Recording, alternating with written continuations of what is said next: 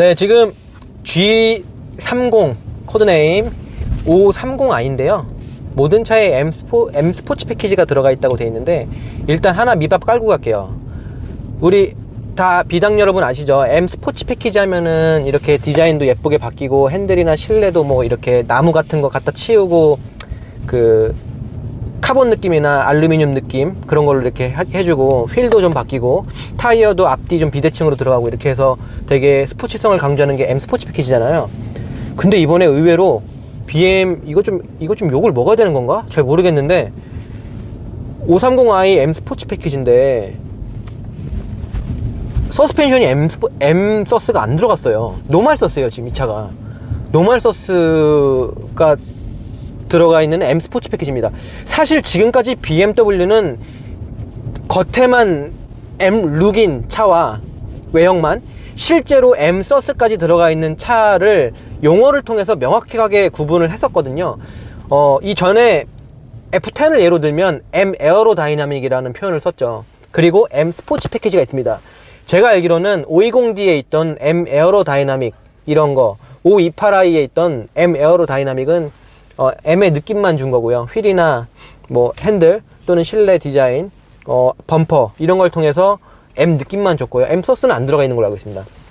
반면에 M 스포츠 패키지라는 이름으로 들어갔던 거는 530D M 스포츠 패키지나 뭐 예를 들면 640D M 스포츠 패키지 이런 것처럼 M 에어로다이나믹과 M 스포츠 패키지를 분명하게 구별을 했었거든요. 근데 이번에 5 시리즈가 신형 이 7세대 5 시리즈가 출시하자마자 전 라인업에 바로 M 스포츠 패키지를 적용을 했다는 거예요. 웬열? BM이 웬열? 원래는 BM이 신차를 출시하고 그 차에 대한 M 스포츠 패키지를 만나기 위해서는 그 차의 상품성이 떨어지기까지 몇 년을 좀 기다렸어야 했었는데, 지금은 바로 출시한 거예요. 개땡큐, 개감사 했는데 안 들어가 있어요. 지금 서스가 일반 서스고요. M 서스가 아니고, 또 하나 제가 알기로 지금 이 핸들이 3포크, 감독님 이거 봐봐요. 이 3포크인 것 같은데 이게 제가 알기로 M 핸들이 아니라 노말 핸들이에요. 이거는 조금 의외인 것 같습니다. 지금 핸들하고 서스펜션, M 스포츠 패키지라는 이름을 일반 서스가 들어간 차에 이런 식으로 약을 팔거나 이렇게 MSG를 이렇게 양념을 좀 친 거는 지금까지 없었거든요. 제가 알기로 BM이 그 전에도 260이나 239 시절에도 530IS와 530SE 이런 식으로 좀 바뀌었거든요.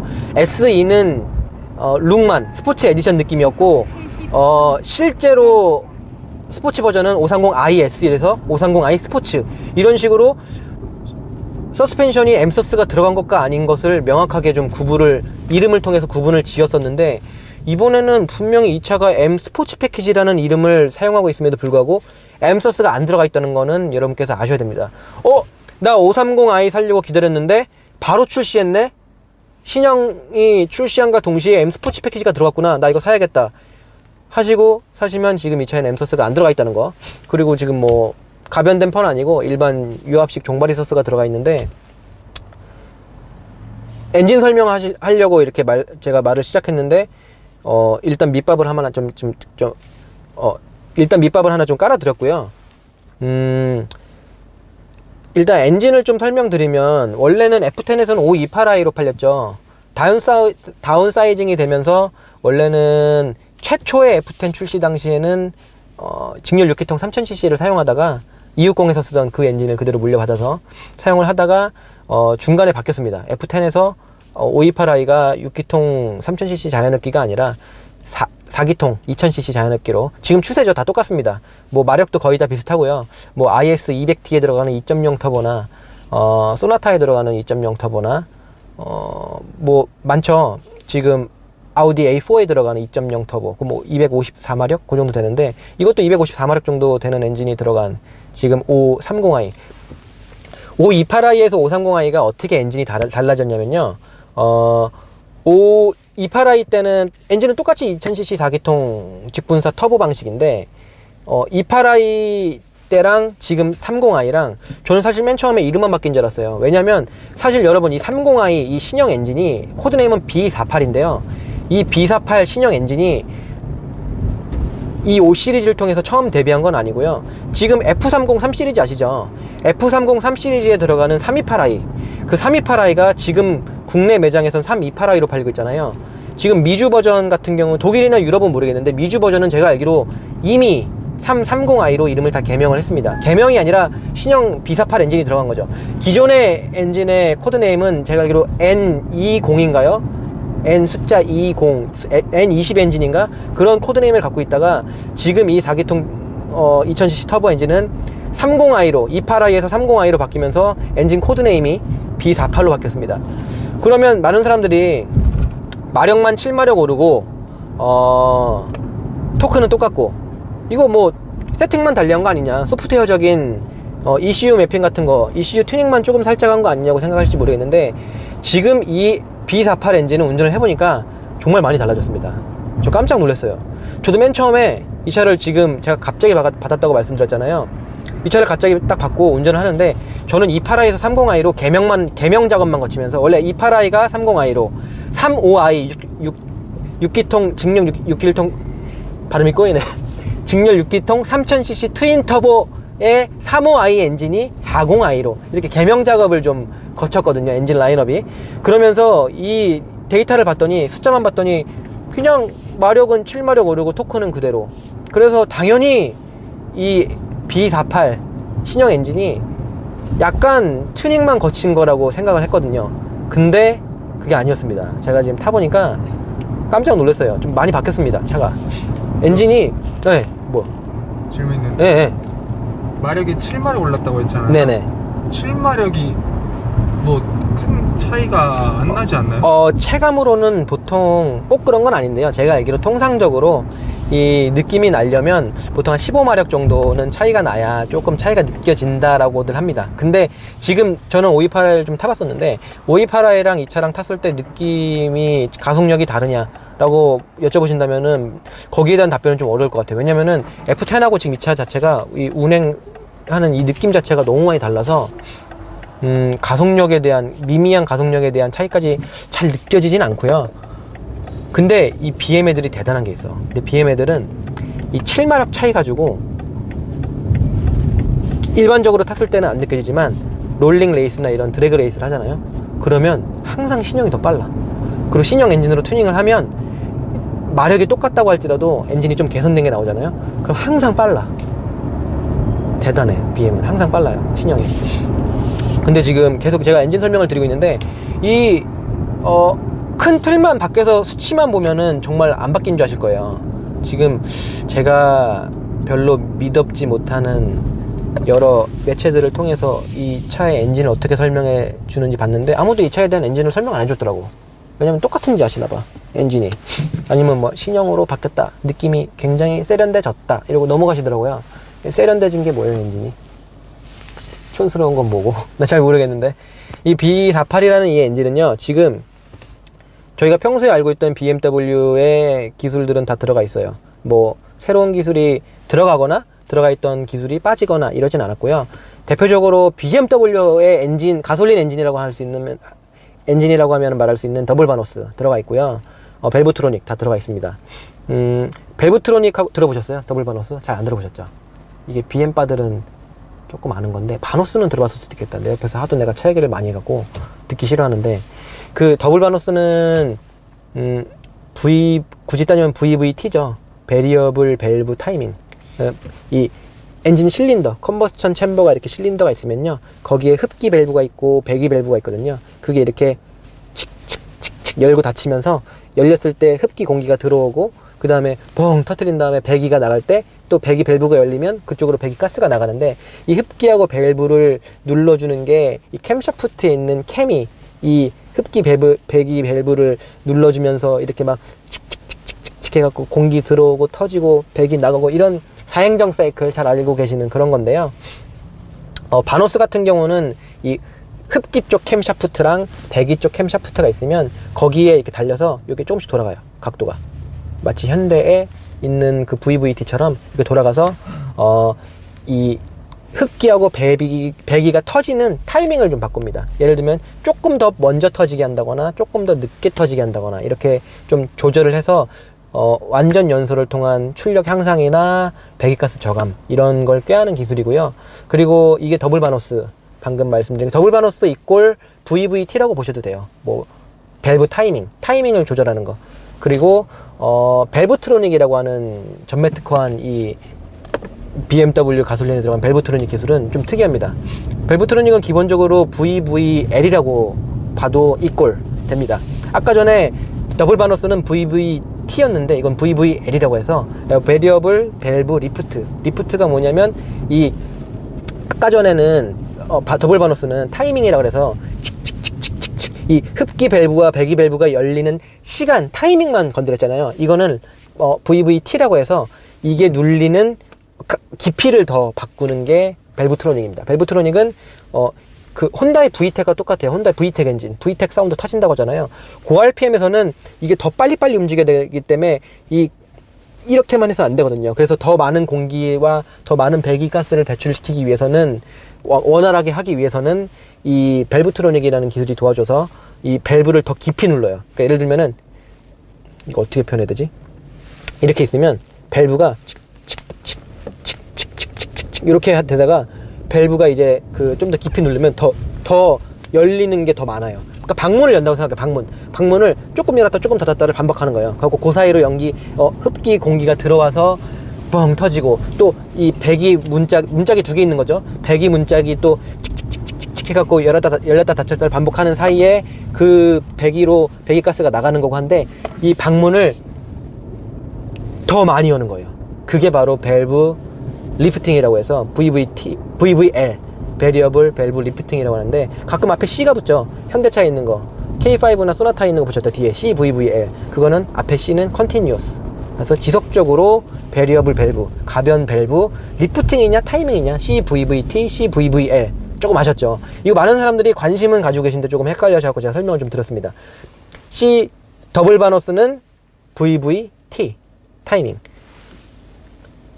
밸브트로닉은 CVVL 리프팅 바너스는 캠이 밸브를 여는 타이밍 시간을 달리하는 거고 밸브트로닉은 캠이 밸브를 누르는 깊이를 달리하는 거고 그래서 공기양을 더 많이 마시고 더 많이 뱉고 조금 정리되셨죠? 이런 건데 다 녹아 있습니다. 이 4기통 엔진에도 옛날에 그 직렬 6기통 휘발유에 들어있던 그런 기술들 다 들어있고요. 근데 옛날에는 한 10년 전 이때는 BM이 이런 더블 바너스 기술이 들어가면 이런 기술은 사실 어떤 회사든 다 갖고 있어요. 다른 이름으로. 현대 기아도 뭐 아까 말씀드린 CVVL이나 이런 걸로 가지고 있고 혼다 같은 경우는 아까 말씀드린 VTEC이나 이런 걸 통해서 다른 이름을 통해서 비슷한 기술을 다 갖고 있는데 목적은 다 비슷하거든요. 근데 이걸 왜 이렇게 타이밍을 달리하냐면 RPM 구간에 따라서 이 폭발 시에 이 밸브가 똑같이 열리면 완전 연소가 잘 안 돼요. 그래서 옛날에는 완전 연소를 통해서 더 극대화된 성능을 꾀하는 게 목적이었다면 그 또한 맞는 말이지만 지금 현재는 배기가스 규제 때문에 이런 기술이 빠져 있으면 완전 연소가 힘들어서 배기가스 규제를 맞추기가 힘듭니다. 그래서 지금은 이런 더블 바너스나 이 고RPM에서의 BM 가솔린 이 차량을 쭉쭉 밀어주는 이 유명한 더블 바너스가 옛날하고 다르게 지금은 성능도 성능이지만 뭐 같은 맥락이죠. 완전 연소가 돼야 힘도 좋아지고 연비도 좋아지고 배기가스도 조금 나오고 다 같은 이꼴 연관관계가 있는 건데 옛날은 성능이 목적이었고 성능을 광고했다면 지금은 이런 타이밍, 밸브 타이밍이나 밸브 리프팅 기술을 이용해서 성능보다는 이 환경을 좀 더 생각하는 그런 기술이 됐습니다. 그리고 지금 당연히 뭐 4기통 이 직분사 터보 이 엔진은 고급류 권장이고요. 그리고 하나 제가 또 말씀을 드릴게요. 지금 그러면 이 차는 트윈 터보인가요? 엔진 본넷도 열어봤더니 트윈 파워 터보라 써있는데요. 트윈 파워 터보면 트윈 터보 아니에요? 이런 질문을 많이 하세요. 엔진 커버에 트윈 터보는 아니고 트윈 파워 터보라고 써있는데 이게 트윈 터보는 아니고요. 싱글 터보 맞습니다. BMW 20i, 28i, 30i 요 휘발유 엔진은 전부 다 N20 엔진이든 B48 엔진이든 전부 다 싱글 터보 맞습니다. 하지만 트윈 스크롤 터보예요. 트윈 스크롤 터보. 제가 예전에 아반떼 스포츠를 통해서 설명드렸던 그 트윈 스크롤 터보 맞고요. 트윈 스크롤 터보 아주 간단하게 한 번 더 설명드릴게요. 모르시는 분들이 있어서. 이 기술의 이게 뭐냐면, 터보라는 게 배기가스가 나오면 그 배기가스가 터보의 그 터빈을 돌리거든요. 근데 이 터보의 터빈을 돌릴 때 실린더가 4개면, 이렇게 직렬로 4개가 있으면 그냥 4개가 나오는 거를 묶어서 배기 파이프가 나가는데 그 사이에 터보를 물려놔 버리면 이 실린더 4개가 동시에 터지는 게 아니잖아요. 이 점화되는 시기가 다르잖아요.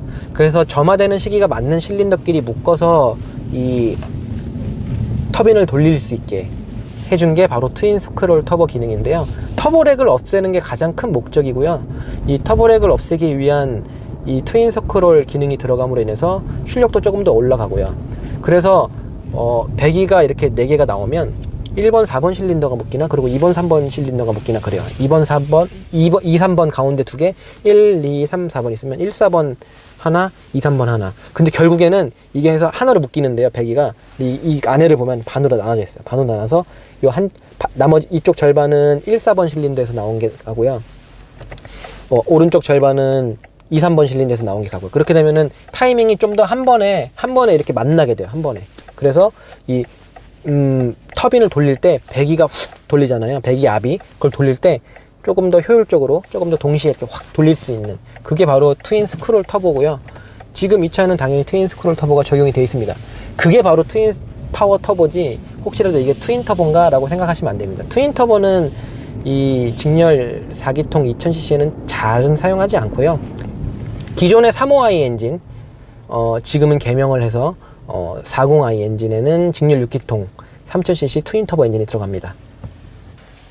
지금 제가 엔진 설명이 조금 서론이 길었는데, B48 엔진 개명 28i에서 30i로 개명만 한 줄 알았더니 정말 느낌부터도 많이 다르고요. 가장 대표적으로 달라진 거라고 하면은 이 차 엔진 앞에 있는 라지에이터 그 냉각 장치가 없어요. 냉각 장치가 아예 없어. 그리고 그게 순행식으로 바뀌었습니다. 공랭식이 순행식으로 바뀌어서 엔진 앞에가 깔끔합니다. 그래서 이렇게 엔진 룸을 좀 이따 보여드릴 텐데, 밑에서 이렇게 내려다 보면 그냥 EPS, 전자식 조향 시스템이 다 보이고요. 전자식 조향 모터도 다 보이고, 이 핸들에 달린 드라이브 샤프트까지 다 보이고요. 앞에가 너무 깔끔합니다. 그리고 또 하나 달라진 게, 그 오픈 데크 블럭이 있고 클로즈 데크 블럭, 그리고 뭐 중간에 세미 데크 블럭이 있는데, 그게 뭐냐면 엔진 실린더가 이렇게 있으면 엔진 실린더 바로 옆에 냉각수가 지나는 공간이 있거든요. 그 공간을 넓게 뚫어 놓으면은 우리가 오픈 데크 블럭이라고 하고요. 그리고 엔진 실린더 주변이 실린더 블럭 있잖아요. 그 주변이 다 막혀 있으면 그걸 저희가 클로즈 데크 블럭이라고 하고요. 그리고 열린 것도 아니고 닫힌 것도 아니고, 냉각수가 지나는 길이 조금은 있지만 좀 많이 닫혀 있기도 한 그런 애매한 엔진을 저희가 세미데크 블럭이라고도 하는데, 보통 4기통 일반적인 엔진들은 오픈데크를 많이 써요. 오픈데크 방식의 가장 큰 특징은 그냥 이렇게 엔진 뜯어보면 실린더가 4개 보이잖아요. 위에서 실린더 4개가 이렇게 있으면, 하나 둘 셋 4개 있으면 보면은 실린더 주변에 공간이 있어요. 실린더 주변에 거기가 냉각수가 왔다 갔다 하면서 냉각을 시켜요. 근데 지금은 엔진이, 이 B48 엔진은 클로즈 데크 블럭으로 완전히 바뀌었습니다. 그래서 엔진을 이렇게 뜯어서 보면 위에서 실린더 하나 둘 셋 넷 있잖아요. 그 주변이 다 막혔어요. 그러면 그럼 냉각수 지나는 길이 바로 실린더 주변에 있지 않으면 냉각에 불리한 거 아닌가요? 이렇게 생각하실 텐데, 그러진 않아요. 알아서 다 냉각수 지나는 길을 바깥쪽으로 만들어서 냉각은 다 됩니다. 그러면 뭐가 달라요? 오픈 데크에서 클로즈 데크로 왜 바꿔요? 두 개 특징이 뭐예요? 오픈 데크, 나 지금 처음 들어봤는데 한번 검색해 보세요. 오픈 데크 블럭이랑 클로즈 데크 블럭인데, 가장 큰 차이는 이거예요. 오픈 데크가 좋냐, 클로즈 데크가 좋냐. 그냥 둘 중에 선택권을 준다 그러면 클로즈 데크, 지금 이 차에 적용된 클로즈 데크 블럭이 더 좋습니다. 그 이유는 클로즈 데크 블럭은 실린더 주변에 냉각수가 지나는 공간이 바로 있지 않기 때문에 엔진 블럭이 더 단단해요. 어떻게 보면 지금 이 차의 튜닝 포텐셜은 기존에 있던 28i 엔진보다 이 30i 엔진이 훨씬 높다고 할 수 있습니다.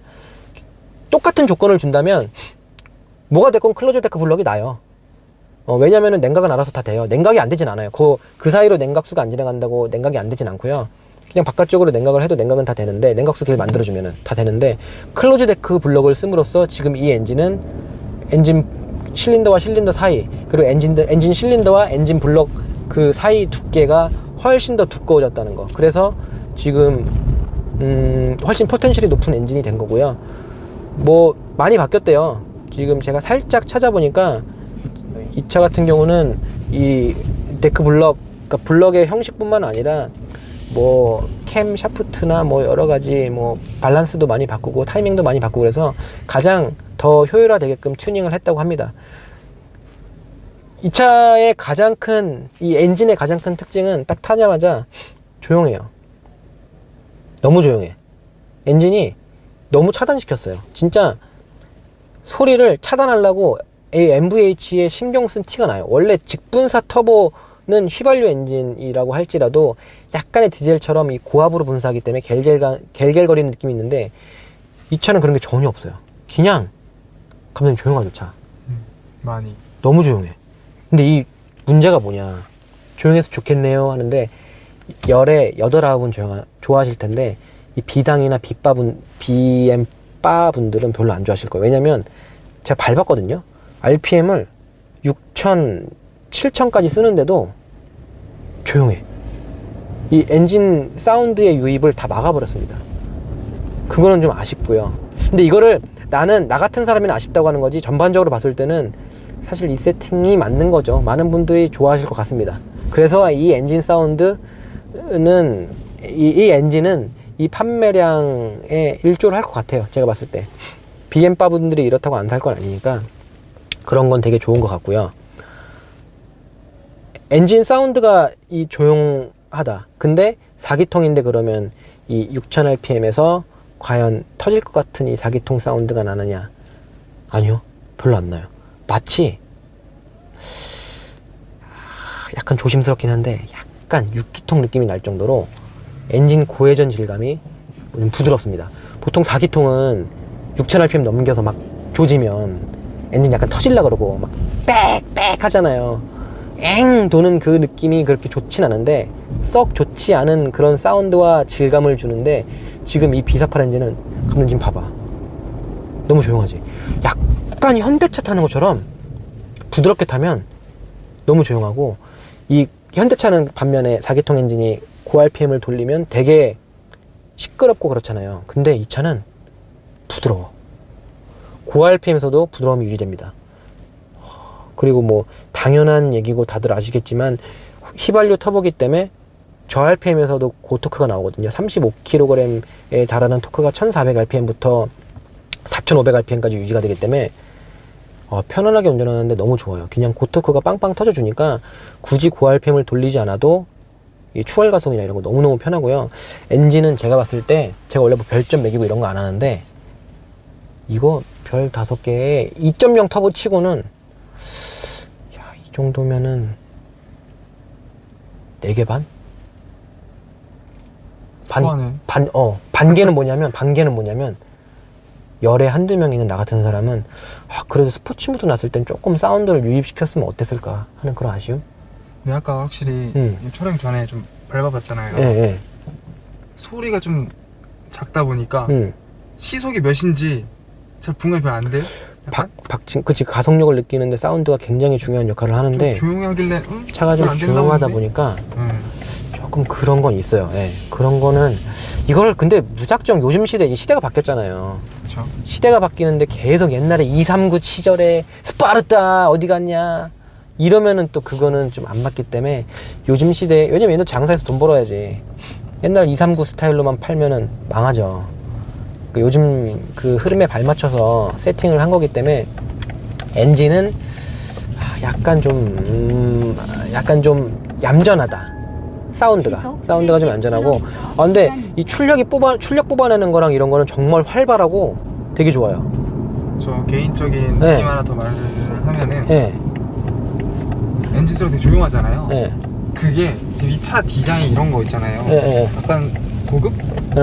이거랑 좀 어울리는 것 같아서 되게 잘 어울려. 지금 이 차의 디자인이랑 어떤 움직임이나 이런 게 이 차의 절제된 이 사운드랑 어느 정도 어울리는 것 같아요. 좀 공격적으로 생기고 그랬다면 좀 더 스포티한 맛을 주는 차라면 약간 더 이 까랑까랑하게 귀구녕 달팽이관을 때려박는 이 사운드가 좋을 수도 있겠지만 이거 약간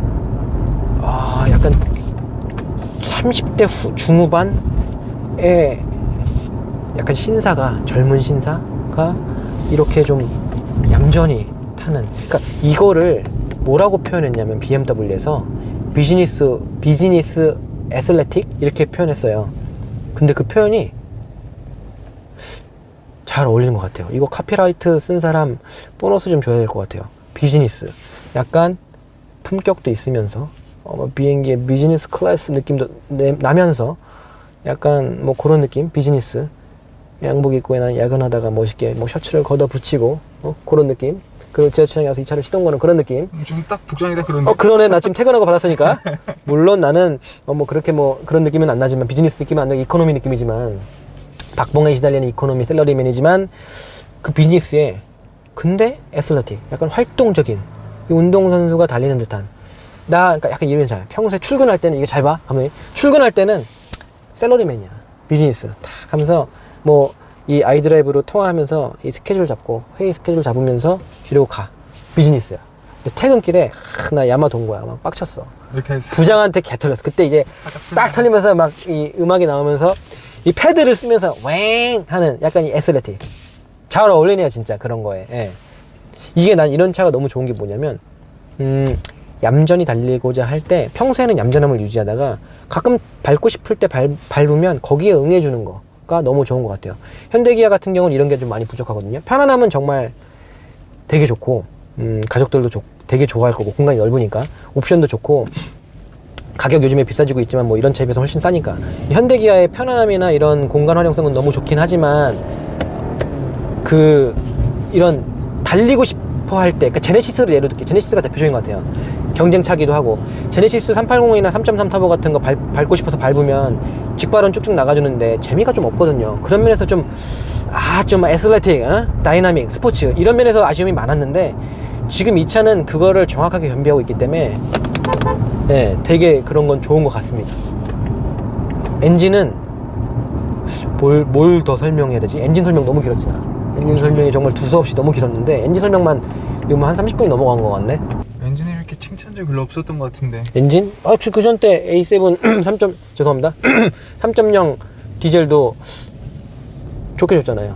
그땐 표정이 좀 달랐어요. 그래? 이렇게 좋아하지 않았어? 그거는 아우디잖아. 난 지금 난 BM인 줄 알았는데 지금 BM 타고 있으니까 표정이 좋지 더. 비행이 이렇게 주관적인 것도 들어간 거죠? 이렇게 밝은 노 사장님 뭐라 했어? 시승은 주관이라고. 그죠? 내 느낌이야. 지금 내 엉덩이가 느낀 거, 내 엉덩이 지금 내가 입으로 이렇게 장난이고요. 진짜 엔진 느낌 좋습니다. 엔진은 진짜 별 4개 반 걱정 안 하셔도 돼요. 이 차를 타고 엔진에 불만족하신다면은 제가 아까 말씀드렸던 엔진 사운드가 너무 막힌 거 아닌가? 사실 엔진은 할 일 하는 거지. 사실 어떻게 보면 엔진은 그 배기 사운드도 다 보내고 다 할 거 다 하는데, 너무 이 인슐레이터나 이런 걸 통해서 너무 절제시켜 놓은 그런 느낌은 좀 있는데, 거기서 불만을 표하시는 분이 일부 계실 것 같지만, 그 일부분들을 빼고는 대부분의 분들이 엔진에 대해서 꽤나 만족할 것 같아요. 다운사이징을 역행할 수는 없으니까. 지금 시대에 옛날에 239나 260에 있던 직렬 6기통 실키식스 저도 좋아하는데 그거 이제 와서 소환할 수는 없으니까. 그래서 죄송합니다. BM 코리아가 올해 말쯤에, 정확한 건 모르겠는데 계획은 잡혀 있대요. 540i 직렬 6기통 트윈터보 3000cc 엔진을 들어올 계획이 있다고 합니다. 제로 60마일 기준으로 4초 8, 4초 9? 미쳤죠. 참고로 이건 540i다. 근데 미국에는 550i도 있어. 뭐? 550i? 그럼 550i 뭐야, 씨. 야, 잠깐만. 540i가 지금 이 정도 성능인데 550i는 어쩌라고? 550i는 성능이 제가 알기로는 제로백이 4초예요. 4초. 이게 제정신이라고 보이십니까? 제로백 4초가? 장난 아니죠. 제로백 4초면 감독님 지금 F10 있죠, F10. F10 M5가 제로백 4초 못 찍어요. M5가요? 응. 4초인가? 4초 4인가? 그런데 이 G30 신형 550i, M550i라고 하죠. 그냥 550이 아니고 M550i는 제로백이 4초래요. 제로 60마일이 96km까지. 그럼 뭐 제로백으로 끊어도 4.1초, 4.2초 나오니까 난리 나는 거지. 그럼 신형 M5는 뭐 못해도 3초대 당연히 나올 것 같고요. 야, 엔진 설명이 이렇게 길어질 줄 몰랐네. 지금 뭐 하다가 자연스럽게 후방 카메라 나오는데 후방 카메라 화질이 와우.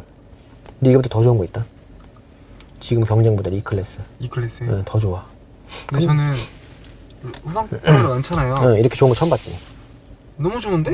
이렇게 이거 지금 카메라 못 닫는 게 조금 너무 아쉬운데. 카메라에는 제대로 안 담길 텐데 평균 이상 이 정도면 꽤 좋은 편. 와, 지금 제가 시승 영상을 지금 촬영한 지 지금 녹화된 게 초반이긴 한데요. 벌써 1시간이 넘었거든요. 지금 저장된 시간만. 근데 이제 겨우 엔진 얘기했어. 할 말이 너무 많아갖고 얘기하다 보니까 이제 겨우 제가 엔진 설명밖에 못했습니다. 너무 신났나? 나? 아니, 나 이 차가 별로일 줄 알았거든? 말랑말랑하고 좀 조용해서 별로일 줄 알았는데 아니야, 이거 BM이네. 트랜스미션은 여러분들이 잘 알고 있는 ZF-의 8단이 들어가 있습니다. 가장 변화가 적은 부분이 미션이 아닌가 싶습니다. 왜냐면 이전에 8단 미션이 뭐 별의별 BM에 다 들어갔는데요. 그때도 굉장히 만족도가 좋았었는데 지금 이 미션도 똑같아요. 좋아요. 변속이 되게 변속도 더블 클러치가 아니라 일반 토크 컨버터 방식의 팁트로닉 미션인데 일반 팁트로닉 치고는 역시나 변속도 빠르고요. 마음에 듭니다. 그리고 그 전에 제가 아우디 A7 할 때 A7은 더블 클러치인데도 불구하고 좀 밋밋하다 이런 말씀을 좀 드렸었는데 얘는 반대로 토크 컨버터 방식의 일반 흔히 볼 수 있는 8단 미션인데도 불구하고 밋밋하지 않고 재밌습니다. 그게 이 미션의 되게 큰 장점 중에 하나인데 스포츠 모드에 놓고서 풀악셀을 치면 살짝 변속 충격을 줍니다. 마치 제가 M5나 M4인 양 M5랑 M4가 그렇거든요. M 애들은 이 더블 클러치 미션이 얌전히 갈 때랑 다르게 악셀을 깊이 가져가거나 스포츠 모드에 놓고 조지게 되면은 땅땅 이런 식으로 이 충격을 좀 강하게 주는데 얘는 뭐 더블 클러치가 아니니까 그 정도는 아니지만 나름 충격을 줍니다. 그래서 마치 스포츠 모드에 놓고서 풀로 악셀을 비비고 있으면 많이는 아닌데 그래도 재미가 좀 추가되니까 이런 녀석 너무 마음에 들어요. 역시 BM이구나. 대단하지 않아요? 감독님? 진짜 계속 밝게 좀 만드는 것 같아요. 운전자로 하여금 이 스포츠 모드에 놓고서 밟으면 내가 한번 밟아볼게요. 감독님. 변속이 될 때 봐봐. 교통정보 수집 구간입니다. 지금 이거 살짝 차가 진짜 좋다. 아까 엔진 설명했는데 엔진 설명 더 하고 싶다. 감독님. 엔진 설명 1시간 했는데 더 하고 싶다. 엔진이 부드러운 게 진짜 별로고 시끄러워 좋은 줄 알았는데 그러진 않네. 일단 엔진 설명 그만하고 미션이 감독님 괜찮아요. 대신에 내가 미션 설명 짧게 해도 될 것 같아. 기어비도 되게 적당한 것 같아요. 이 차가 지금 제로 빼기 6.2초?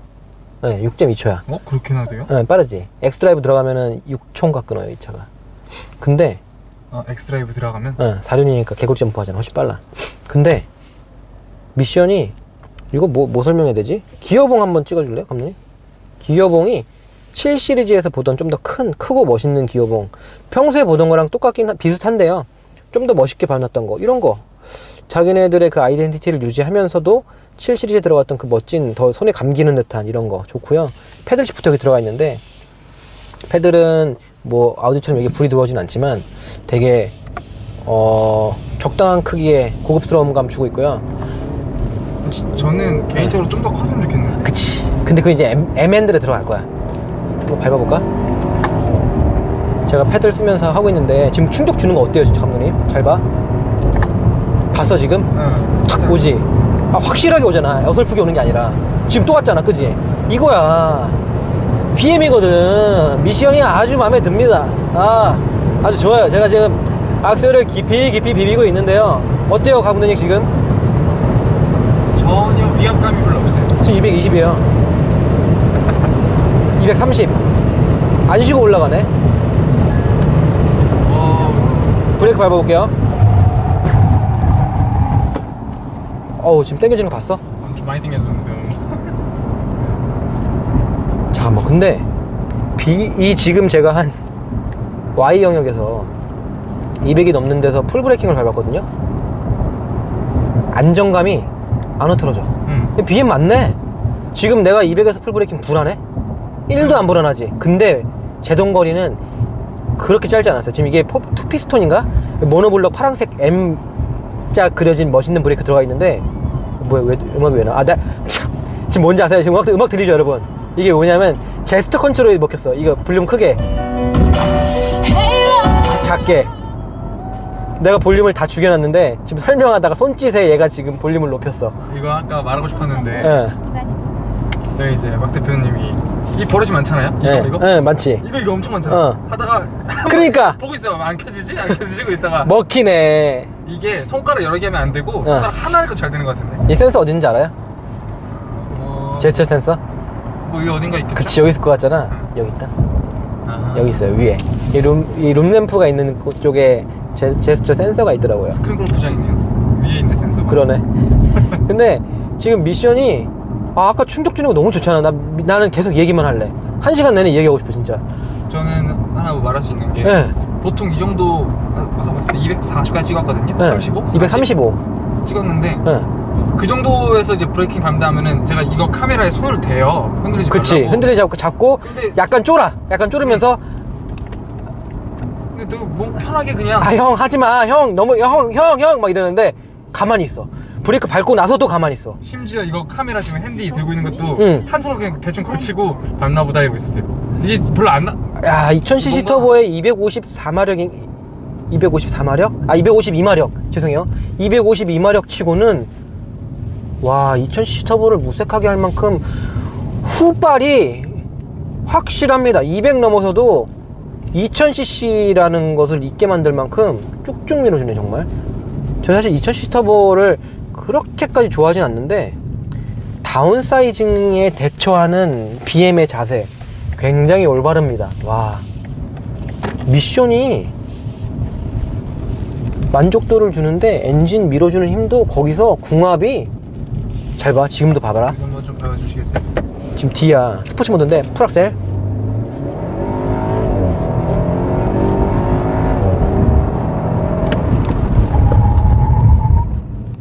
어때? 브레이크 잘 들지 진짜. 지금 이 비상등이 들어오긴 했는데 내가 지금 감독님 미션 설명드리면서 고속에서 밟았잖아요. 이거 타이어가 썸머 타이어 같은데 왜 이러지? 저 타이어가 지금 저랑 별로 안 친한 구디어 타이어가 들어가 있거든요. 구디어의 뭐? 이글 F1? 이글 F1 어시메트릭 3인가? 비대칭 3탄? 들어가 있는데 정확한 명칭은 이글 F1 어시메트릭 3입니다. 썸머 타이어의 럼플렛으로 알고 있는데 왜 이러지? 지금 타이어가 브레이크를 그러니까 브레이크를 잡으면 타이어가 못 이기네. 타이어가 이거 복불복이거든요. 타이어가 하나만 들어가는 게 아니라 몇 가지가 들어가는데 내가 출고받는 차는 뭐 여러 가지 중에 하나, 뭐 피렐리 P7도 들어가고요. 그런 걸로 알고 있는데 잘 봐. 풀악셀. 야, 힘 좋고.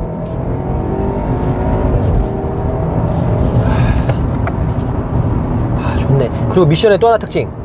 이 맘에 드는 미션의 또 하나 특징. 스포츠 모드에 놓고 지금 매뉴얼이거든요. 매뉴얼 모드에 놓고 2단이에요. 2단 5500rpm 6000rpm 7000 안 바뀌 7000 약간 밑에서 안 바뀌어요. 고정 이거지. 변속을 안 시켜요. 변속 안 시키면 좋네. 이래야 운전이 재밌거든요. 운전이 정말 재밌네요, 감독님. 변속을 안 시키는 차 저번에 있었죠. 캐딜락 ATS. 그 미션이 비록 약간 병맛이었지만 그래도 변속 안 시키고 되게 좋았거든요. 와, 이 차 변속기 예전에 그것 그대로 뭐 여기서 개선이 없었다는 걸 아쉽다고 해야 되나? 감독님? 내가? 이 차 변속기 개선이 별로 없었네요고 아쉽다고 하기에는 완성도가 꽤나 높은 다만 희망사항이 있다면 미션 너무 마음에 드는데요. 아우디처럼 향후에는 좀 멀리 보고 지금 당장 말고 한 4년 5년 잡고 전 라인업의 DSG 미션처럼 좀 더 출중하고 좀 더 개선된 좀 더 스포티한 맛을 깊숙이 담고 있는 더블 클러치 미션을 BM 전 차종에 이렇게 넣으면 좋을 것 같다 하는 생각이 들고요.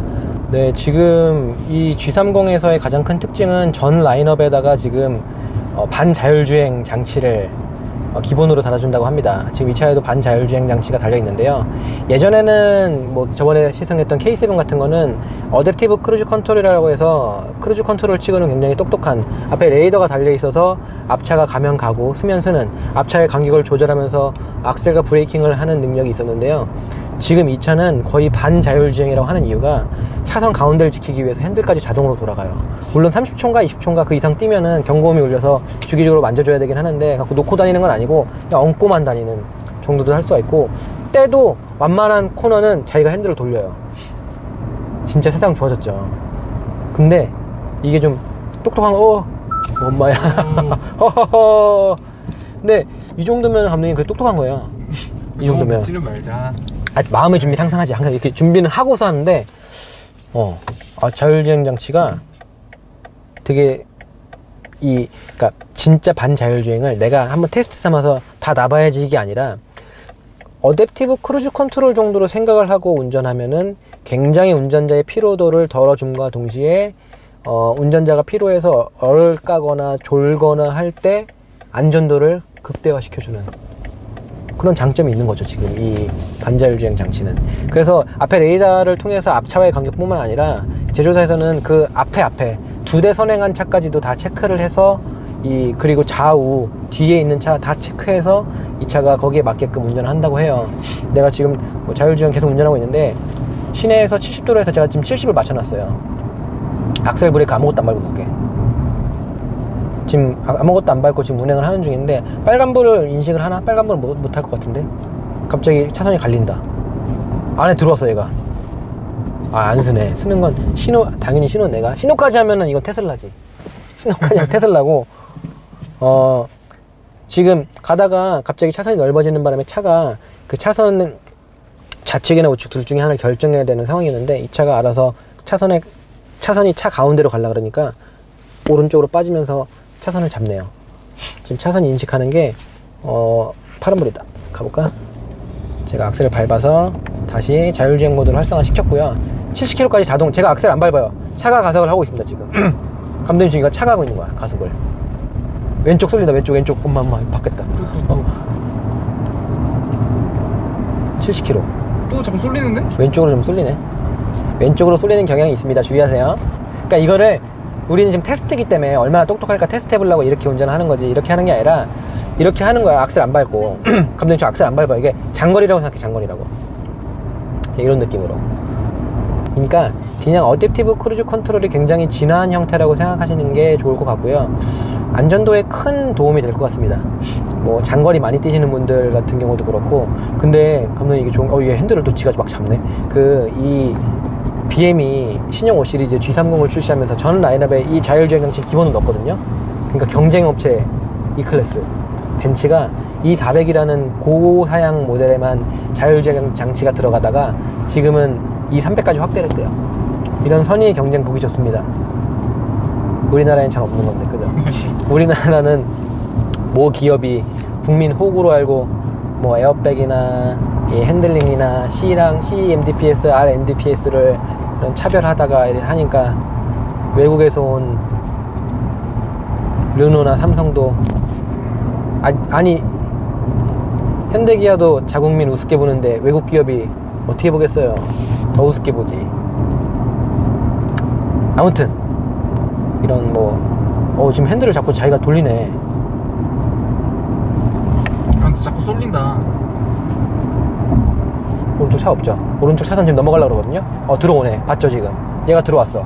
쳐갖고 잘 봐. 오른쪽 친다. 오른쪽 넘어간다. 차선 넘어갔어. 밟았어. 들어왔어. 얘가 돌린 거야 지금. 옆에 차 추월하겠다 나. 그러니까 완전히 놓는 건 아니고 내가 많이 졸았다고 생각해봐. 되게 안전한 거잖아요. 그런 면에서 봤을 땐 정말 도움이 많이 되는 거지. 지금 현재 이 차는 셰시가 제가 봤을 땐 풀 체인지가 된 좀 새로운 셰시인 것 같은데요. 셰시가 사실 셰시의 강성이나 이런 단단함을 몸으로 느낄 수는 없는데 그래도 느껴지는 그런 맛은 있거든요.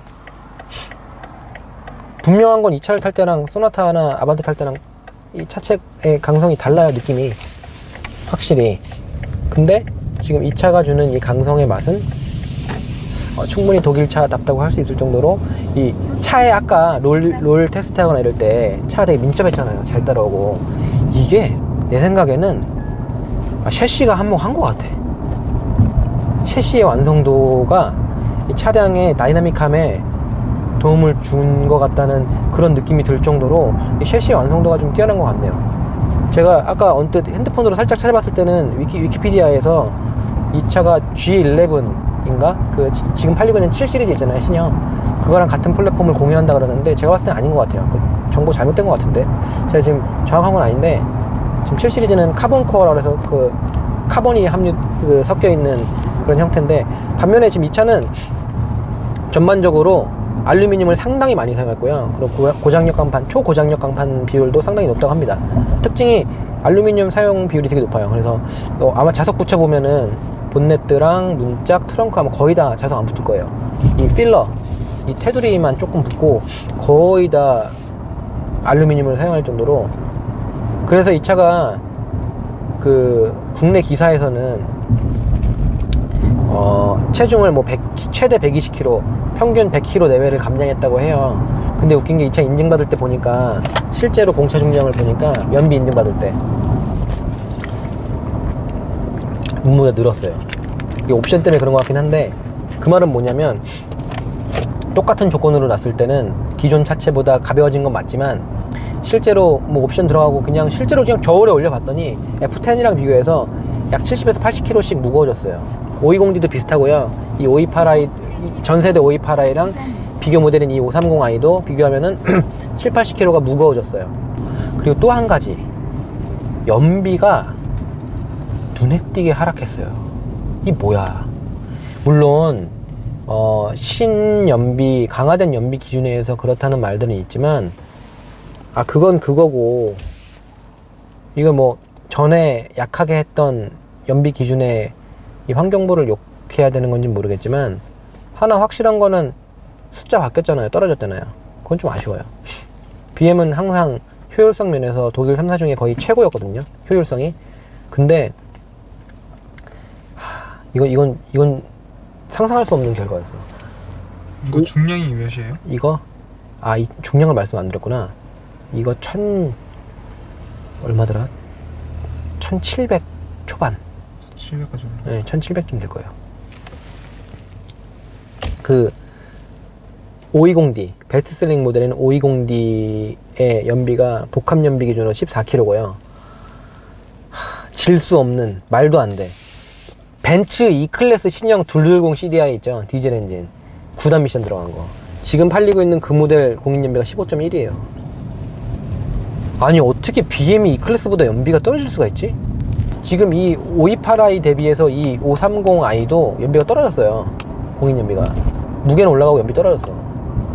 이거는 물론 운전하는 다이나믹함에서는 느껴지지 않아요. 오히려 더 기존보다 좋아져서 그런 건 할 말 없는데, 그래도 아쉬움은 맞죠.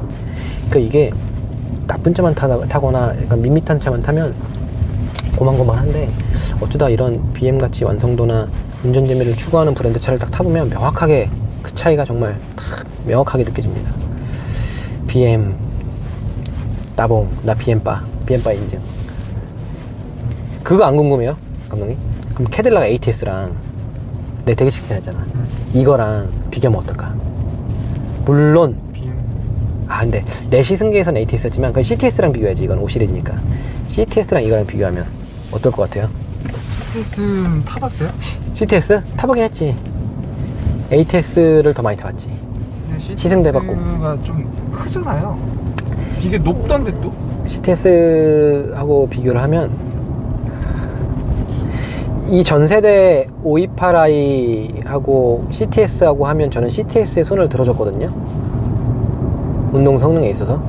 그 MRC나 그 무게 배분이나 여러 가지 면에서 CTS가 되게 미션 말고, 미션은 좀 아쉬웠지만 전반적인 총점은 저는 CTS에 손을 들어줬었는데 지금 G30 넘어오면서는 얘가 이겨. 이게 무슨 말이냐면 운동 성능만 비교하면은 CTS하고 비슷하거든요. 왜냐면 얘는 M서스가 아니니까. CTS 이기려면 얘 M서스 갖고 와야 돼요. 근데 CTS에서 느낄 수 없는 이 고급지고 부드러운 맛이, 그러니까 CTS나 ATS도 분명히 고급진 맛이 있는데 얘가 더 좋아. 얘가 훨씬 좋아. 얘는 정통 독일 맛이고 그 CTS랑 ATS는 독일에 유학 온 미국인이야. 유학생이야, 유학생. 달라. 맛이 완전히 달라. 그것도 좋다고 생각했는데 이거 타보니까 이게 더 좋네. 이거 지금 노말 서스인데, 감독님 이게 노말 서스예요. 노말 서스에서도 만족도를 주는 게 원래 BM이었어요. 그걸 통해서 이 차는 과거로 돌아온 게 맞다. 원래는 그 전에는 F10 같은 경우는 M서스가 들어가야 좀 더 재밌고, M서스가 안 들어가면 야 이거 뭐 진정한 BM이 맞나? 너무 말랑하고 심심한 거 아닌가 이랬는데, 지금 이거 M 패키지라고 하지만 노말 서스거든요. 근데 W25가 뒤에 개선된 5링크가 주는 이 도로 홀딩 능력은 일반 서스로서 이 정도다. 이거는 과거의 BM에서 느낄 수 있었던 그런 부분이, 또 이것도 음악 또 나온다. 죄송합니다. I'm yours. 죄송합니다. 이게 좀 돌리면서 또 음악 나오네. 그 과거의 BM 이거네. 찾았다. 과거의 BM을 서스펜션의 강도에서만 찾으면 안 되는 것 같아요. 서스펜션의 강도에서 탄탄해서 엉덩이에 돌멩이를 읽는 이 느낌이 옛날에 스파르탄 그 260, 239 그거의 5시리즈의 맛이구나. 근데 그게 안 느껴지니까 과거가 아니다. 이게 아니라 이 비즈니스 애슬레틱이라고 하는 이 의미는 노말 서스임에도 불구하고 충분히 BM의 운전 재미를 느낄 수 있는 차다라는 그 제가 정의를 좀 내려볼게요. 그렇기 때문에 이 차는 그게 맞는 것 같습니다. 여러분 520D 말고 530i 많이 사세요. 진짜 좋네. BM은 휘발유야. 더블 바너스가 터지는 느낌이 막 들진 않아요. 벨브트로닉이 캠을 막 더 누르는 게 조금 기분상 느껴지는 것 같아요. 그거는 왜냐면 악셀을 조졌을 때 고RPM에서의 쭉쭉 밀어주는 훅발이 되게 좋거든요. 근데 뭐 그런 느낌을 떠나서 엔진 완성도 528i 엔진을 BM이 냅두고 울고 먹어도 되거든요. 나 하나 또 깔 거 있어. 단점. 이번 영상은 마지막에 장단점을 좀 정리를 해드려야겠다. 단점이 BM 코리아가 아까도 말씀드렸지만 미주 버전이나 이런 해외에는 이 30i, 이 B48 이 엔진이 일찍이 F30 3시리즈나 5시리즈에 적용이 돼서 팔리고 있었는데, 우리는 G30이라는 신형차가 들어오면서 이제서야 들어온 거. 이거 좀 아쉽네요. 아쉬워.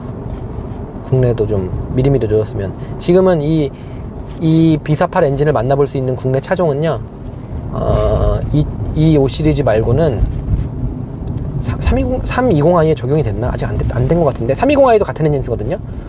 그리고 감독님 대박이 뭔지 알아? 이 2000cc 엔진이 어디에도 공유가 되냐면 7시리즈, 신형 7시리즈 730i에도 이게 들어갑니다. 대박이지. 730? 7시리즈에 4기통 넣는 건 미친 짓이거든.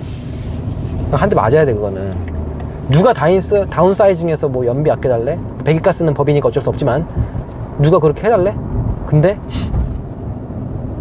7시리즈에 들어가는 730의 이 2000cc 4기통이 어떨 것 같냐라고 물어보신다면 방음을 더 했을 거 아니에요. 이거보다. 페이퍼로만, 인터넷으로만 이렇게 보면 제정신인가? 어떻게 7시리즈에 4기통을 넣지? 했는데 지금 보니까 넣어도 되겠네. 6기통보다 당연히 못하죠. 단점도 있죠. 4기통을 7시리즈에 넣으면. 근데 그로 인해서 있는 단점을 많은 기술력과 많은 노하우와 많은 노력으로 많이 낮췄고요. 그에 반해서 얻는 이득이 많기 때문에 충분히 7시리즈에까지 이 B48 4기통 2000cc 직분사 트윈스크롤 터보 엔진, 이름 되게 기네. 요거 넣어도 괜찮을 것 같아요. 네.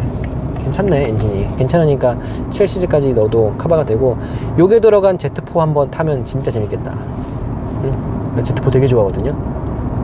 5 시리즈가 이 정도라면 3 시리즈는 좀 더 빠릿빠릿하고 더 재밌을 거고, Z4에 요 30i 엔진 들어가면, 그러니까 BM이 진짜 대박인 게, 이것도 장점에 넣어야 되겠어.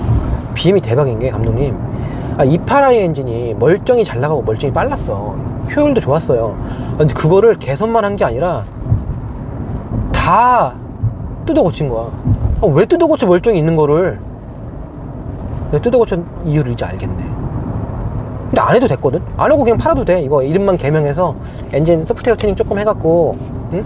ECU 쪽에 조금 손대서 뭐 분사식이나 분사 압력, 연료의 분사량 같은 거 좀 더 최적화해서, 프로그램 최적화를 통해서 그냥 적당히 한 5마력, 10마력 땡긴 다음에 시속 70km 구간이 팔아도 되거든요?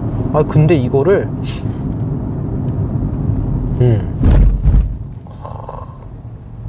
굳이 엔진을 뜯어 고친 이 BM에, 그러니까 경쟁사 가만히 있을 수 있나, 감독님?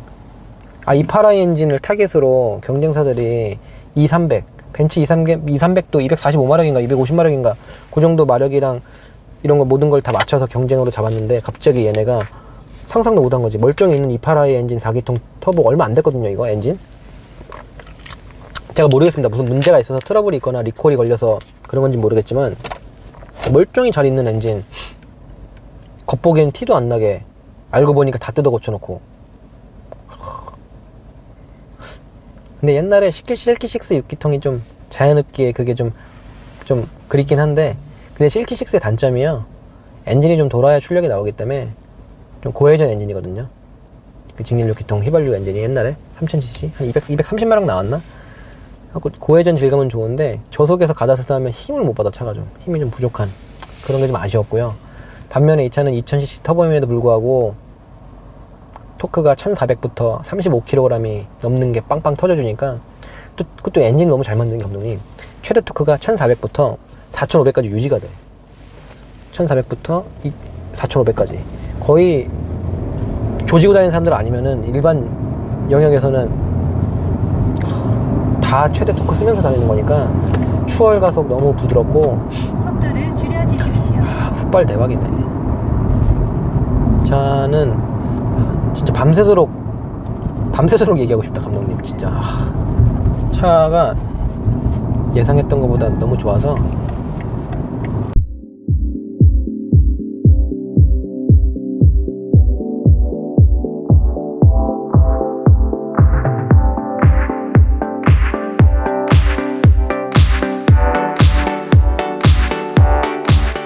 네, 제가 G30 7세대로 진화한 5 시리즈를 타고 운행을 쭉 해봤습니다. 계속 말씀드리지만 좀 차를 급하게 받아서 지금 오늘 저녁에 좀 급하게 운전한 감이 없지 않는데요. 저 사실 디자인 보고 별로 관심 없었거든요. 그냥 디자인 딱 보고 F10 대비해서 별로 안 바뀌었네. 수치 봤더니 7마력 올랐네. 개명만 했나? 엔진 소프트웨어만 업그레이드 했나? 그러고 말았어요. 그리고 뭐 기자분들 시승기 올라오는 거 그렇게 관심 있게 안 봤거든요. 뭐 좋아졌다고 하는데 뭐 항상 좋다고 하니까, 우쭈쭈만 하니까. 그리고 뭐 단점을 말하는 매체가 별로 없더라고요. 그래서 그냥 관심 없었고, 저도 요즘 좀 일하는 게 바빠갖고 그냥 그러려니 했는데, 급하게 시승차를 받고 운전을 해봤는데 전혀 기대를 안 했거든요. 되게 더 부드러워졌겠지. 생긴 게 F10보다 더 부드러워졌으니까 저 깜짝 놀랐습니다. 이거 M서스가 안 들어가 있거든요. M 스포츠 패키지지만 M서스가 안 들어가 있어요. 제가 운행 중에도 말씀드렸지만 이 M 스포츠 패키지라고 하면 반드시 M서스가 들어가는데, 안 들어가면 M 에어로 다이나믹이나 SE 스포츠 에디션이라고 이름을 달리하거든요. 대박이네. 제가 감독님한테 계속 감탄사를 연말하면서 대박 그랬는데, 디자인은 설명 안 하겠습니다. 그냥 맡겨두고, 엔진이요, B48 엔진이 4기통 2000cc로서 아쉬움을 아예 없는 건 아니에요. 아쉬움이 조금 있죠. 왜냐면은 어떤 사운드나 그런 고회전 질감에 있어서 아쉬움이 조금 남긴 하는데, 정말 그게 진짜 조금만 남았어. 예전에는 4기통의 그 터질 듯한 느낌이나 듣기 싫은 앵앵거리는 그 소리가 막 들어오는 게 좀 그랬거든요. 근데 지금 저 B48 엔진은 정말 엔진을 다 블럭부터 시작해서 다 뜯어 고친 것만큼이나 정말 4기통 휘발유 터보로서는 정말 완성도 높은 모습을 보여주는 것 같아요. 타사랑 비교하면은 국산차, 요즘에 2.0 터보가 대세잖아요. 소나타 터보에 들어가는 그런 엔진이나 IS200T, 그리고 아우디에서도 2.0 터보, 벤츠에서는 2300, 그 다음에 뭐 제가 저번에 시승했던 ATS, 그런 272마력의 2.0 터보, 다양한 2.0 터보들이 있는데 그 중에서 거의 그 경쟁 모델 중엔 최고의 성능이 아닌가 싶을 정도로 완성도가 좋고요. 처음에 딱 운행을 했을 때는 차가 너무 부드러워서 이거 너무 이렇게 차가 부드럽지?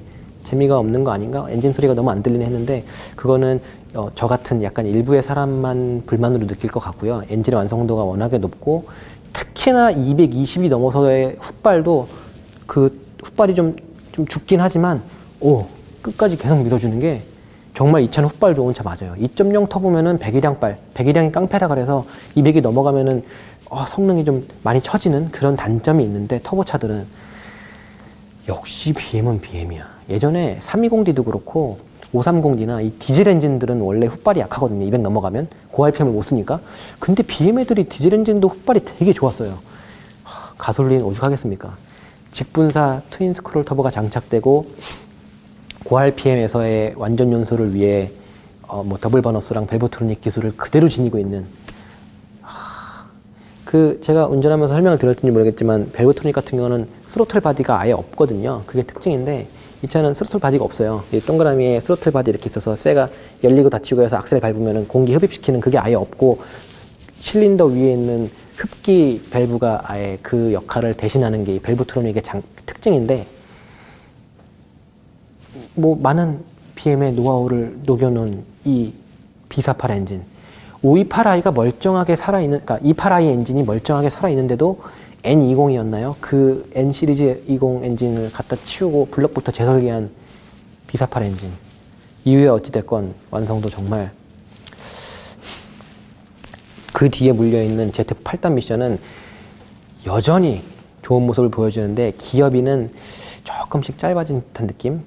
아주 조금씩. 예. 근데 뭐 큰 차이는 못 느껴요. 기어비 면에서도 되게 좋고요. 얼빵한 모습을 거의 보여주지 않고, 스포츠 모드에 놓고 패드를 쓰게 되면은 강제 변속을 안 시키고 유지시키는 것도 좋고요.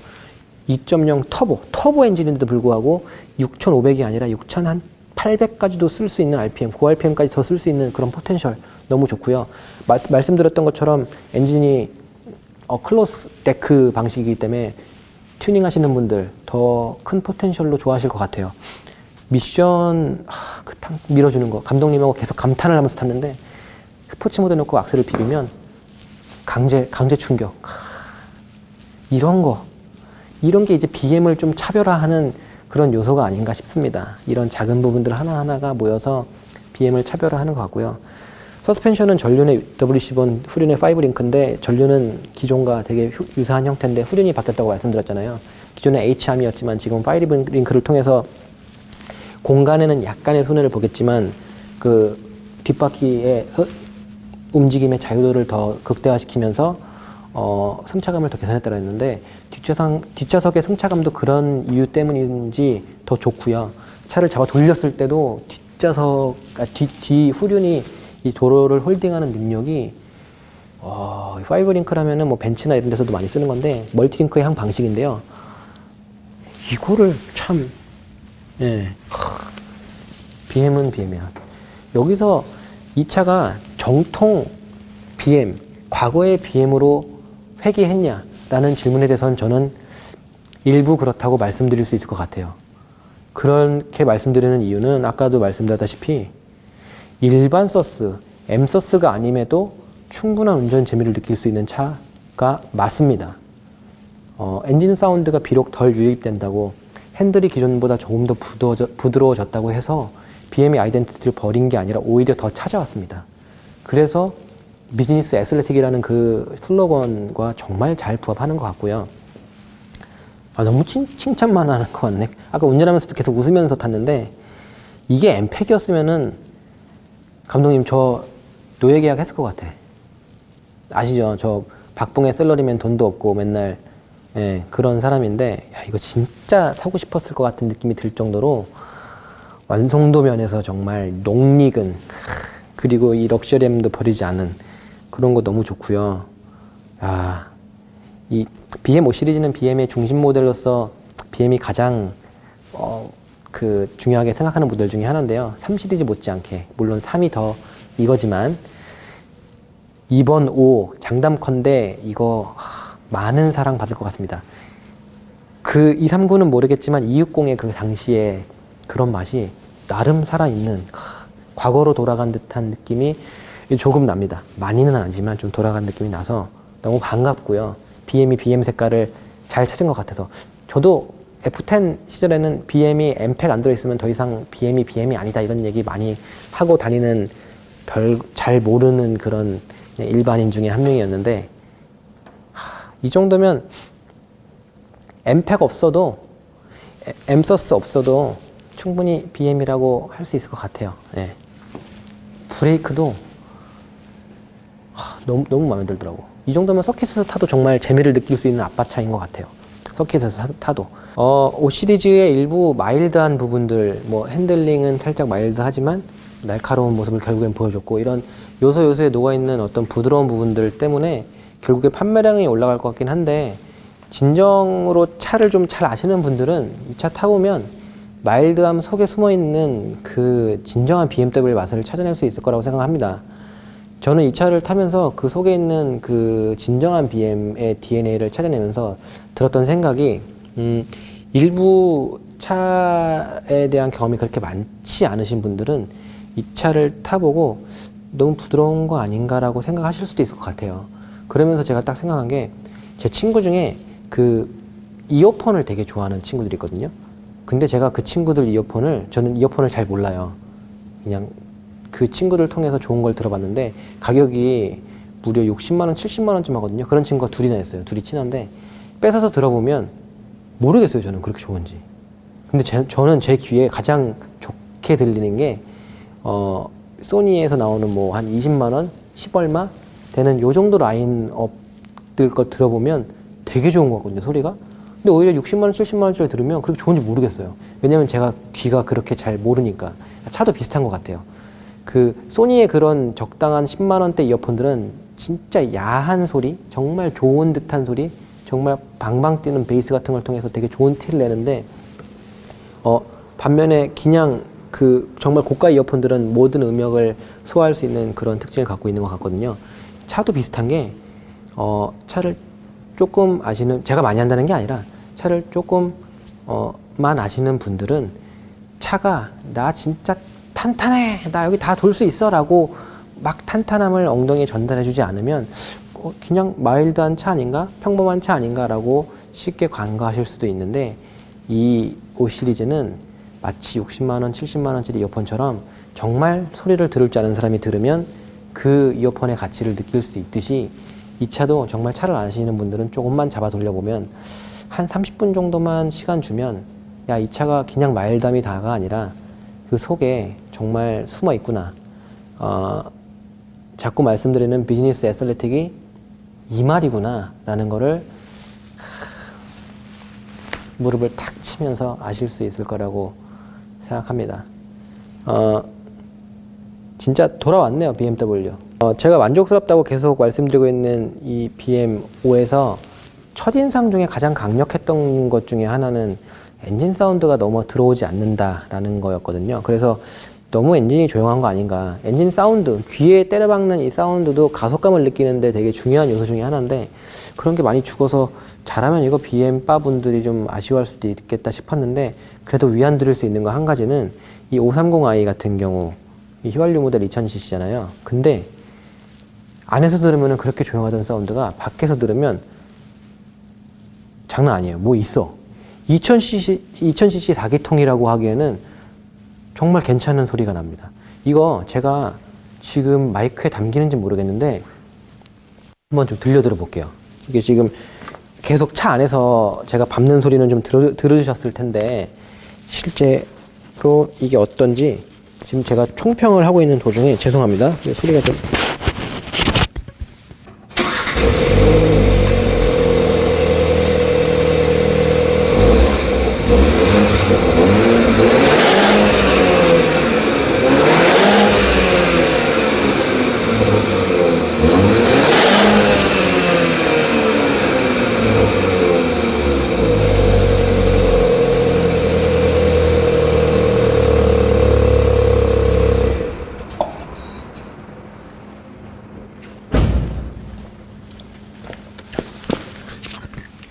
들어보셨죠? 이게 아시겠지만 소리만 들으면 아시죠? 이게 그냥 엔진 소리가 아니고요. BM 애들이 배기 쪽을 굉장히 많이 신경을 쓴 상태입니다. 6000rpm을 넘어갈 때 우웅 하면서 그때 바바박 하면서 팝콘 터지는 소리는 아닌데 그 유사한 무언가가 나가는 사운드를 막아내고 만들어내는 이 소리가 밖에서 들으면 굉장히 좋아요. 이 사운드를 안으로 유입시키지 않은 거는 좀 아쉬운데요. 그래도 위안 삼으시라고 들려들었습니다. 정말 이 칼 같았던 핸들링 진짜 대박이었거든요. F10보다 부드럽네 휙 했는데 그대로 따라오는 이 움직임, 진짜 엠서스가 아님에도 불구하고 이 정도의 움직임을 보여준다는 것 자체가 너무너무 마음에 들었고, 200이 넘는 220이었나요? 아까 전에 풀로 브레이킹을 밟는데 흐트러짐이 없어요. 보통 그 정도면은 ATS 같이 완성도 높은 세단, 컴팩트 세단도 200 이상 넘어가서 풀 브레이킹 밟으면 좀 불안감이 왔었거든요. 브렘보 4피스톤이 들어가 있지만, 근데 이 차는 M2P인 것 같은데, 모노블럭. 이 M2P 브레이크인데도 불구하고 차체 완성도에서 이 주는 만족도가 높아서, 계속 말씀드리지만 셰시 만족도도 정말 높은 것 같아요. 그래서 이 정말 고속 영역에서의 브레이크가 너무 안정적이었고, 코너 들어가는 상황, 회피 제동하면서도 브레이크를 밟아도 차의 중심이 깨지는 게 리니어하게 깨집니다. 급격히 깨지는 게 없고, 뒤를 날리고 카운터를 쳐봐도 한번 서킷 가보고 싶어요. 이거 가지고 진짜 얘 한계가 노멀 서스인 엠서스 말고 이 노멀 서스 가지고 어느 정도인지 궁금하고, 정말 장점으로 꼽아야 될 것 중에 빼먹으면 안 되는 거 한 가지, 시트가 더 좋은 나파 가죽이 안 들어간 지금 플러스 모델이 아니거든요 이게. 근데 시트가 그 바보 같았던 BM의 시트가 아니에요. BM이 진짜 최선을 다해서 시트가 바보 같은 회사였는데, 시트의 색깔이나 질감도 그렇지만 편안함이, 아니 이 럼버 소프트를 누르면 요추 아래쪽, 허리 아래랑 허리 위쪽에 다 공기가 들어오고요. 이 날개 쪽 말고 엉덩이 있는 데까지 잡아주는 이런 게 있어서 M 시트가 아닌데도 불구하고 시트 완성도를 극대화했다는 건 정말 칭찬해 줄 만한 것 같습니다. 아우디 A6는 제가 봤을 때 이미 경쟁 상대 자체가 아니고요. 아우디 A6는 출시한 지 좀 됐고, 진짜 죄송하지만 아우디 A6 안녕, 좀 빠져 있어. 일단 E클래스랑 제가 좀 대화를 나눌 테니까 아우디 A6는 좀 빠져 있고, E클래스 2300과 대결하면 실내의 고급스러움은 E클래스가 훨씬 앞서지만 완성도 면에서는 BM이 따봉. 이번 5 시리즈는 정말 확실하니까 믿고 사셔도 될 것 같습니다. 고민하고 운전 재미 갖고 있나 궁금하셨던 분들 그냥 사시면 됩니다. 예. 근데 제가 BM 빨아서가 아니고 진짜 객관적으로 그래요. 이 매체들에서 이 차 좋다고 막 그랬는데 저 안 믿었거든요. 되게 흐물흐물해 보여갖고. 근데 확실합니다. 이 차 좋은 차 맞아요. 정말 재밌는 차도 맞고 재미를 충분히 가지고 있으니까 스포티함도 버리지 않았습니다. 저는 7세대 G30 5 시리즈 강추합니다. 이 정도면은 정말 상당한 상품성을 지닌 차는 확실한 것 같고, 많은 분들을 만족시킬 차도 확실한 것 같습니다. 지금 제가 급하게 차를 받아서 좀 급히 시승한 그런 차인데요. 아무 생각 없이 탔다 정말 깜짝 놀랐습니다. 지금 7세대로 지난 G30 5 시리즈 너무너무 만족하고 이 입가에 미소를 머금으면서 이번 시승기 마치도록 하겠습니다. 감사합니다.